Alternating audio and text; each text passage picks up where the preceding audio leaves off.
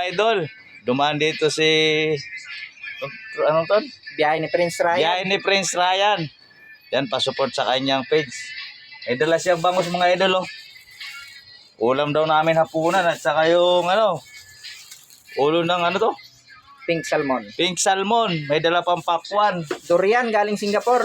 Tapos yung sampalok. Sasagawin namin sinampalukan yung dala niyang salmon. Salamat sa iyo, tol. At may ulam na kami. Thank you. Idol, ilutuin ko na tong dala ni biyahe ni Prince.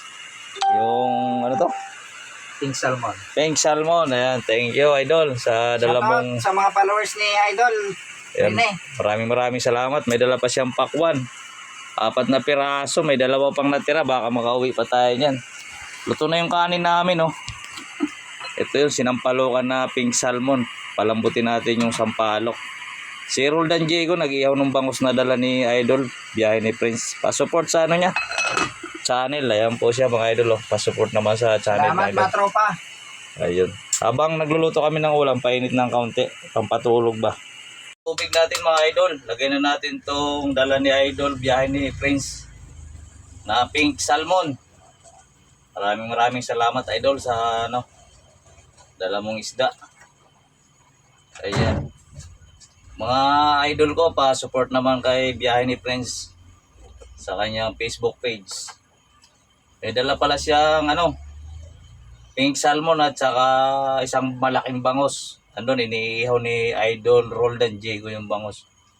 Lagay na natin, antayin lang natin kumulo at maluto yung isda.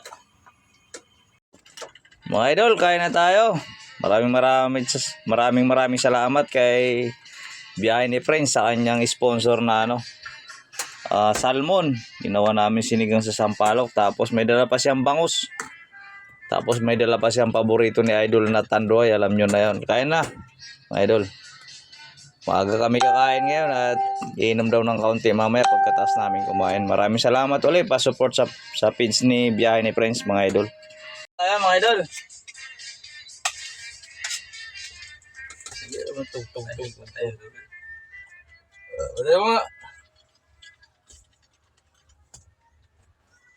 Okay na tayo mga idol.